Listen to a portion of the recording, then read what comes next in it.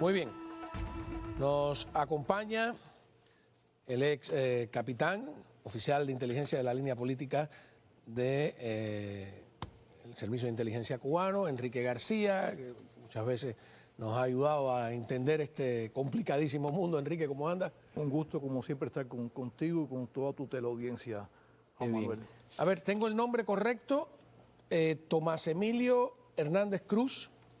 Sí, un detalle nada más, ¿no? Porque bueno, es la tendencia a veces a ser recíproco, como la nomenclatura que usan las agencias norteamericanas cuando se menciona el agente de la inteligencia cubana. No. Oficial. Tomás no era un agente, Tomás era un oficial de la inteligencia cubana que reclutaba agentes para la inteligencia cubana. Claro, hay una diferencia que la has explicado muchas veces, ¿no? Lo has explicado muchas veces, ¿no? Y ahora yo caí en el error. Sí, por eso te lo decía, ahora dijiste el agente de la inteligencia cubana. Ok. Sí, es un término más cinematográfico también, ¿no? Oficial de inteligencia. O sea, este hombre había sido un oficial de inteligencia que recluta a agentes. O sea, y es que correcto lo que esa es una información que me pasó Miguel Cosío, que tú lo conocías. Sí, o sea, en el caso de él entró aproximadamente en la inteligencia en la misma época, el mismo año que entré yo, alrededor del año 1978. Ajá. La diferencia fue que yo entré al Departamento de América Latina y Caribe, él entró al Departamento de Estados Unidos, Canadá, que era Norteamérica. O sea, Norteamérica no, pero Norteamérica incluye México, estaba en América Latina, o sea, Estados Unidos, Canadá. ¿Qué sucede? Yo no tuve una relación inicialmente íntima con él en los primeros tiempos de la inteligencia, cuando pasé la primera escuela de inteligencia cubana en Cuba, etc. En el año 80-81, yo fui seleccionado a cursar la Academia para Oficiales de la Inteligencia Cubana, de la Inteligencia de la KGB en Moscú. Éramos 28 oficiales y él era uno. ¿Tú eras el más joven? Yo era el más joven, yo era más joven. Y precisamente es interesante porque este hombre tiene ahora 71 años. O sea, en el caso de él, de Tomás, que además te voy a decir primeramente cómo lo conocí y cuándo supe que se llamaba Tomás. Como sí, porque tiene otro nombre también, ¿no? Claro, su seudónimo en la inteligencia cubana es René Cruz. René Cruz. Entonces, nosotros intimamos bastante, ¿por qué? Porque en la academia éramos 28 oficiales durante 12 meses, viviendo, o sea, compartiendo las 24 horas del día. Entonces, lógicamente se establecen relaciones. Yo era el más joven del grupo, pero él era de los más jóvenes también, y era 5 años mayor que yo, o sea, es la diferencia de años. Ya puedes calcular la edad mía, si él tenía 71, ¿cuántos tengo yo hoy en día? Entonces, nosotros viajamos a Moscú, a esa academia.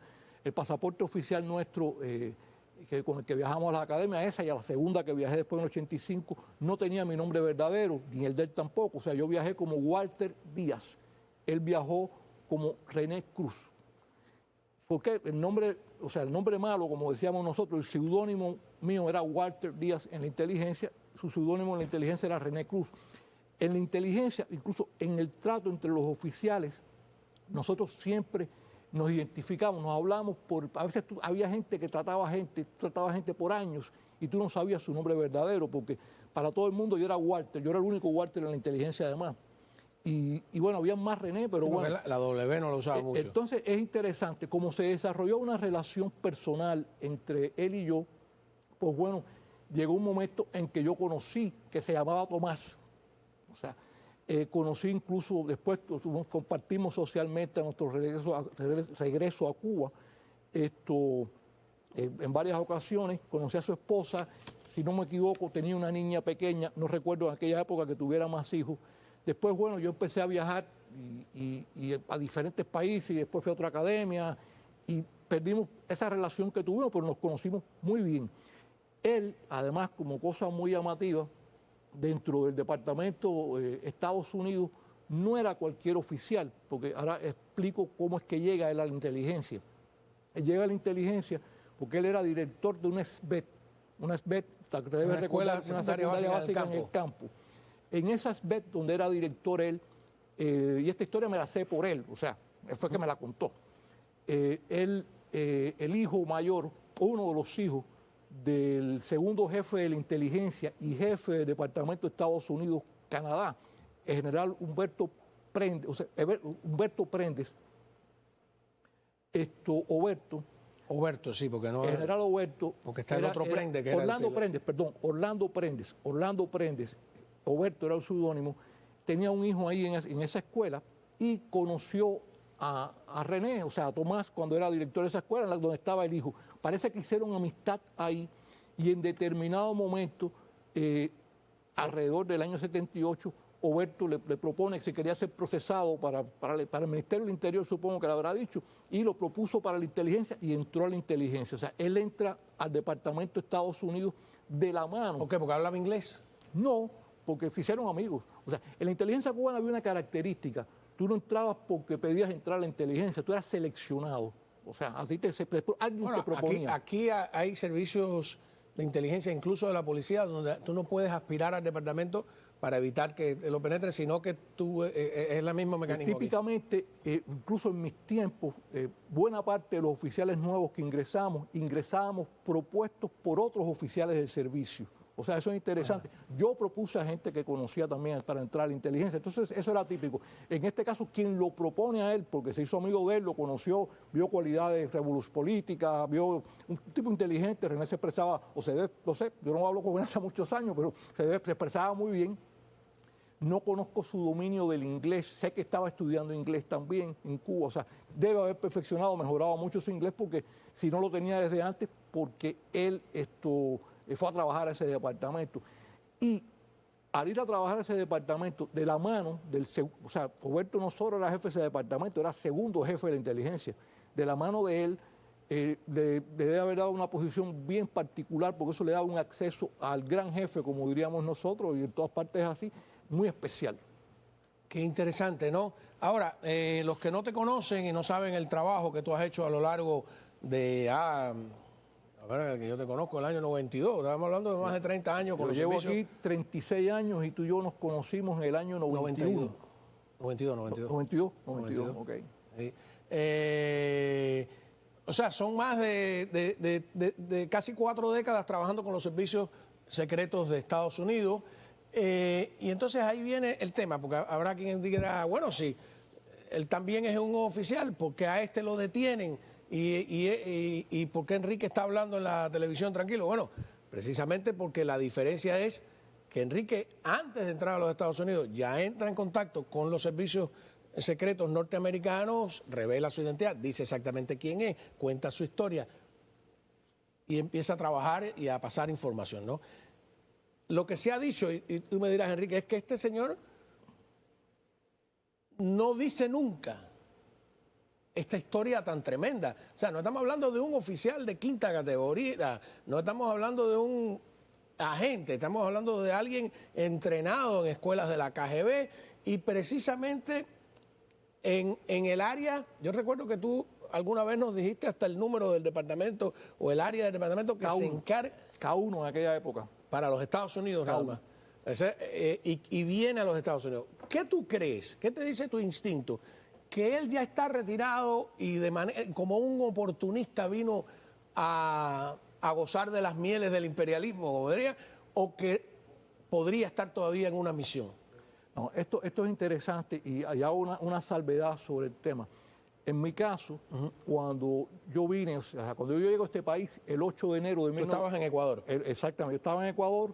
Cuando yo llego a este país, el 8 de enero del 89, a mí me trajo la comunidad de inteligencia norteamericana. Yo estaba colaborando con la comunidad de inteligencia norteamericana, o sea, yo llego así a este país. Pero incluso vamos a poner que en el caso de René, como de otros René u otros Tomás que pueda haber en este país, que sé que los hay, hayan decidido no hacer lo que yo hice, hayan decidido pasar más años en la inteligencia. Yo no sé a qué fecha se retiró él, porque cuando yo deserté, él todavía, o sea, cuando yo vine llego a los Estados Unidos, él todavía estaba en el Departamento de Estados Unidos, o sea, no había viajado a otros países. Entonces, yo no sé en qué fecha exactamente él se retira. Independientemente de la fecha que se haya retirado, él debe tener un volumen de información secreta de alto valor para la comunidad de inteligencia norteamericana, por la información incluso que puede haber obtenido en su época. Fíjate, Rocha, tantos casos que han habido que todavía a lo largo de los años salen y los agentes que tú manejaste reclutaron a otros agentes. Por lo tanto, él tiene información sin lugar a dudas para la comunidad de inteligencia norteamericana. Pero bueno, tú decides porque es el caso que voy a explicar ahora, porque yo creo que más que todo vino a disfrutar a vivir en el imperio, disfrutar lo que le quedaba de vida. Supongamos que tú te retiraste y decides aplicar una visa o a una visa en los Estados Unidos, llegaste por la frontera con México o llegaste porque te ganaste un bombo en La Habana, no sé cómo llegó aquí, llegas a los Estados Unidos. Vamos a hacer algo, porque estás metiendo un tema que vale la pena. Vamos a ir a una pausa que me toca. Y sin duda estamos escuchando revelaciones inéditas, información única que usted no va a encontrar en ningún sitio sobre este exmiembro de la inteligencia, Tomás Emilio Hernández Cruz, René Cruz, su nombre, ¿cómo se llamaría eso? ¿Nombre ficticio? Su seudónimo. Su seudónimo, René Cruz, con el capitán Enrique García, que estudió con él, que lo conoció y que sabía incluso su función. Es un testimonio sin duda excepcional que estamos ampliando ahora aquí en esta segunda parte. Si usted nos acaba de sintonizar, pues estudiaron juntos en una escuela de la KGB en la Unión Soviética, compartieron en Cuba, etcétera. Y estamos hablando de que Tomás Emilio Hernández Cruz era un oficial, no un agente, que eso es más elevado, un oficial de inteligencia que atendía a varios agentes y que estaba en un departamento que operaba contra los Estados Unidos y Canadá. Es así, el K1 en la época que el capitán Enrique García empezó a trabajar con los servicios norteamericanos. Entonces, aquí viene la pregunta. ¿Vino a retirarse y a hacerse el tonto y a... ¿Es algo que permitiría la inteligencia castrista o es que estaría en activo todavía? Subrayo algo, creo que comenté que el segundo apellido del seudónimo se corresponde siempre con el apellido materno, ¿no? Ajá. ¿Eso lo aclaré o no? No. Lo estoy aclarando ahora, por eso mi nombre original es Enrique García Díaz, mi seudónimo era Walter Díaz, él era René Cruz. Cruz es el materno de él. Okay. O sea, esa es la combinación. Cuando nos ponían los seudónimos, nos bautizaban al entrar a la inteligencia, coincidía. Ese detalle es importante que lo subraye. Bueno, yo, en mi opinión, mira, él no puede estar enviado por la inteligencia aquí por una razón, porque tú puedes hacer un juego, o sea, la posibilidad de que te cojan, puedes jugar, esa posibilidad la puedes jugar con un agente que tiene un volumen limitado de información. Tú a una persona, además, que con su nombre verdadero no lo vas a mandar a Estados Unidos sabiendo que un día puede ser detectado por las autoridades norteamericanas y que ese señor sí tiene un volumen de información de seguridad nacional para Cuba y de valor de seguridad nacional para los Estados Unidos importantísimo. Entonces, un tipo como él no va a venir ¿Qué puede aquí, saber un hombre, un oficial como él? Él trabaja en el Departamento de Estados Unidos, Canadá, Juan Manuel, pero específicamente yo sé que trabajaba en el área de Estados Unidos.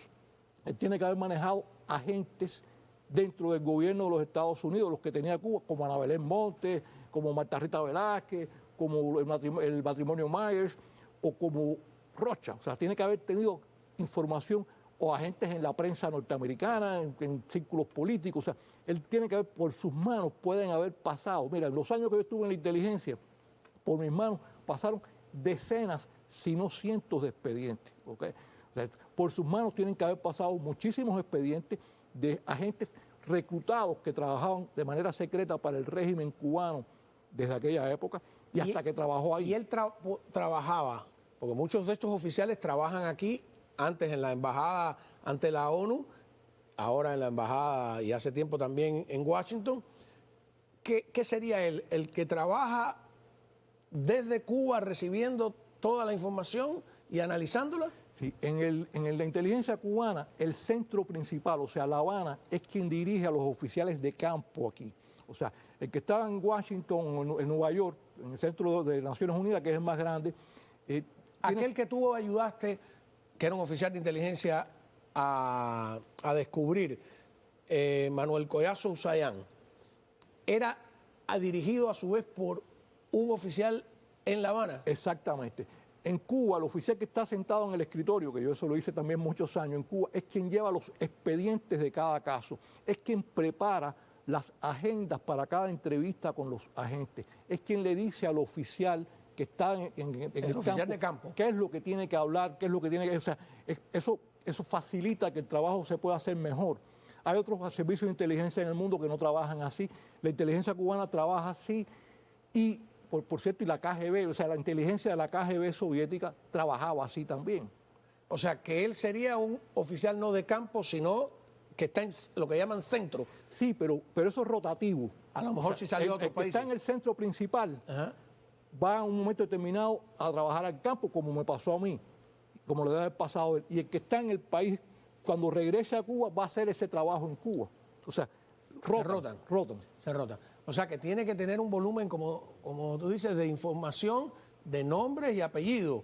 En la época en que yo he señalado en programas tuyos durante los años, en la época que puedo decir, que bueno, no sé qué habrá pasado después, pero puedo decirte que en los años mediados de los 80, el volumen informativo que llegaba a la inteligencia cubana al Departamento de Estados Unidos era de tanto valor que todas las semanas cuando llegaban los paquetes, no solo la información que venía cifrada, etcétera, todas las semanas cuando llegaban documentos muy valiosos de los Estados Unidos originales, el jefe de la inteligencia iba directamente, sin pasar por el ministro del Interior, a la casa de Fidel, a despachar de Fidel y a explicarle a Fidel. O sea, la inteligencia generaba en esa época información valiosísima que iba directamente del Servicio de la Inteligencia del Departamento de Estados Unidos a jefe de la inteligencia y de ahí a Fidel Castro, sin que pasara por manos del ministro del Interior, que típicamente debería ser informado, y no eran informados. Entonces, yo tengo constancia que al menos en la época en que yo estuve, la información que procesaba el Departamento de Estados Unidos era extremadamente valiosa y vulneraba muchísimo la seguridad nacional de los Estados Unidos. De ahí que una persona como René, como digo yo inconscientemente, Tomás, tiene, por derecho propio, tiene que haber conocido muchas cosas. Porque sí, la idea de tenerlo de espalda, de demorar, a mí me dio la impresión digo, bueno, quieren interrogarlo sin dudas en ninguna clase. Entonces, aquí viene la pregunta concreta. ¿Tú crees que estaba activo, semiactivo, pues invento ese término, o que estaba descaradamente retirado aquí? Este es el punto, maestro Juan Manuel. Yo pienso, es una apreciación, es un análisis. No sé en qué fecha él se retira en un momento determinado de la inteligencia. Llega aquí a los Estados Unidos, no sé tampoco cómo llegó, si llegó por la frontera sur, si llegó de otra manera, no sé hasta dónde los cubanos pueden haber detectado que él estaba viniendo para los Estados Unidos, porque si vino a través de un tercer país, los cubanos no tienen por qué saberlo. Y al llegar aquí, si tú viniste y llegas en esas condiciones, como yo creo que llegó él, con la intención de quedarse a vivir en el imperio, los últimos, lo que le queda de vida, comiendo bistec y recibiendo un cheque del Seguro Social, posiblemente, o trabajando, si quería trabajar, lo primero que debe hacer, primero no mentir en los formularios, y después, lo primero que imprescindible que haga, si tú llegaste y tienes ese volumen, tienes que tocarle la puerta a la comunidad de inteligencia norteamericana, y específicamente, son públicas, aquí está la oficina del Buró Federal de Investigaciones, que todo el mundo sabe dónde está, y es público, llegar y tocar la puerta y decir, señores, mire, yo llegué, yo estoy aquí, yo voy a quedarme en este país, pero mire, yo era oficial de la inteligencia cubana, y colaborar con el país en el que estás viviendo. O sea, yo siempre he sido del criterio, tú estás o con los indios o con los cowboys, tú no puedes estar en el medio, o sea, como una vieja expresión de cuando éramos muchachos. Pero ¿no? en el medio hay mucha gente, vamos a hablar cuando regresemos de la pausa de ello, que son los llamados juegos operativos o los dobles agentes. A la vuelta. Hablando con el capitán Enrique García sobre... Vamos a ver la ficha de detenido en Trump de este oficial. Ahí la tenemos, bueno, es muy sencilla, ¿no? Tomás Emilio Hernández Cruz, que ya sabemos que el seudónimo era René Cruz. A ver, tú dices, el hombre vino aquí a retirarse. ¿Eso no lo sabe la inteligencia castrista, que tiene un exoficial aquí? Deberían, en teoría, saberlo, pero hoy en día mantener ese tipo de control a ellos les cuesta más trabajo. Además, Son 65 años. No sabemos por qué vía entró. Puede haber ido de otro país y de ese país llegar aquí. O sea, eso es interesante. Pero incluso, bueno, llegó, de una manera u otra, se les fue de control a ellos, como se han ido otros. Hay más, Juan Manuel, hay más oficiales de la inteligencia, hay más oficiales de la contrainteligencia en iguales circunstancias. O sea, estamos hablando de gente que no ha informado o ha mentido en su formulario al gobierno de los Estados Unidos, lo que tiene implicancias, pero bueno, tiene implicaciones. Entonces, en el caso de él, yo sigo pensando, descarto la posibilidad que fue un enviado, de todas maneras, me parece una actitud bastante poco seria y cínica, ese es el término incluso, si tú decidiste pasar los años de retiro que te quedan en el país que combatiste. Exactamente, y entonces tú tienes que estar de un lado, o sea, tú no puedes querer seguir protegiendo a esa inmunda dictadura que ha destruido ese país, de la que tú fuiste parte, de la que tú además fuiste parte del departamento que trabajaba contra la seguridad nacional de los Estados Unidos directamente, aunque todos los oficiales de la inteligencia trabajábamos contra los Estados Unidos desde cualquier lugar del mundo. Tú fuiste parte de eso. Entonces, un tipo con esas características, una persona con esas características, yo, o sea, no quisiste hacer lo que hice yo, ok, esa fue tu decisión, pero ya que decidiste en un momento de tu vida irte de aquello, bueno, pues entonces, por lo menos, tienes que tener, yo digo, sí, no estés clandestino aquí. La honestidad de decirle a los norteamericanos. Porque estás clandestino aunque estés con tu propio nombre. Ahora, si no lo hiciste el primer día, todos esos agentones, exoficiales, etcétera, de inteligencia, contrainteligencia, etcétera, que nos están viendo, tienen ahora la oportunidad de ir al FBI y decir, mira, llevo 5 años aquí, pero tengo que decir la verdad, o no. Por supuesto que sí, Juan Manuel, incluso él mismo, estoy seguro, y bueno, no puedo hablar por las autoridades norteamericanas, pero todavía si en estos momentos él está dispuesto posiblemente a colaborar de una manera consciente o decir muchas cosas al gobierno de los Estados Unidos, posiblemente hasta el caso de él, no lo sé, no estoy hablando a nombre del gobierno norteamericano, estoy dando mi opinión personal. Posiblemente creo que hasta un caso como él tuviera solución. Pero cualquiera que esté en la situación de él y que no haya sido arrestado todavía, llegue y explique lo que está pasando y explique lo que sabe y normalice su situación, yo sí creo que va a ser tratado de una manera, puede ser tratado de una manera diferente. Ahora, como el mundo de la inteligencia es tan complicado, existen los juegos operativos que fue los que Aspillaga denunció. Un juego operativo, me rectifica, cuando preparan a alguien para que sea, entre comillas, descubierto y en realidad penetrar al otro servicio, ¿no? Es más o menos. Una carnada. Es una carnada, ¿verdad? Entonces tú dices, ¿cómo saber que no es un juego operativo, que no es una carnada, que es alguien que está ahí a propósito? ¿Cómo que tú dijiste una vez una frase? Que se hace visible. Para mí es muy fácil. Yo te lo simplifico. Con un oficial operativo, el oficial operativo dirige un juego operativo. El juego operativo va a tener un volumen de información limitado. Ajá. El daño siempre es un daño controlable si el juego operativo se vira para el enemigo. Un oficial no. Con un oficial de inteligencia, o sea, eso es básico en la teoría de inteligencia. Tú no puedes hacer un juego con un oficial de inteligencia. No sabe demasiado. Porque si el volumen de información que tiene es tan grande que ningún servicio se va a autodestruir. O sea, entonces... Claro. Es como lo que dicen con Alcibiades Hidalgo, que si es que si lo mandaron, digo, sería una locura mandar a alguien que sabe tanto.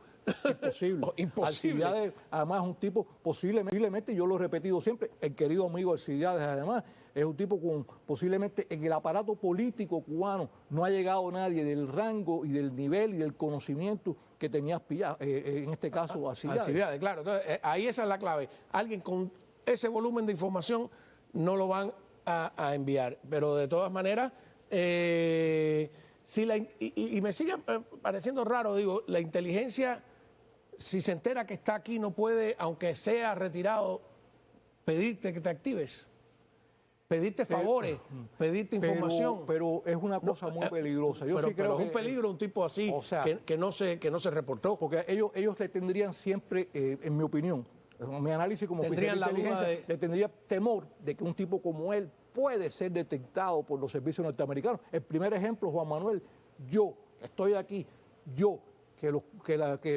los servicios cubanos saben perfectamente que trabajé durante años para la comunidad de inteligencia norteamericana, sé quién es él. Entonces, si yo sé quién es él y lo sabía hace 36 años, posiblemente hace 36 años, la comunidad de inteligencia o parte de la comunidad de inteligencia norteamericana supiera quién era él.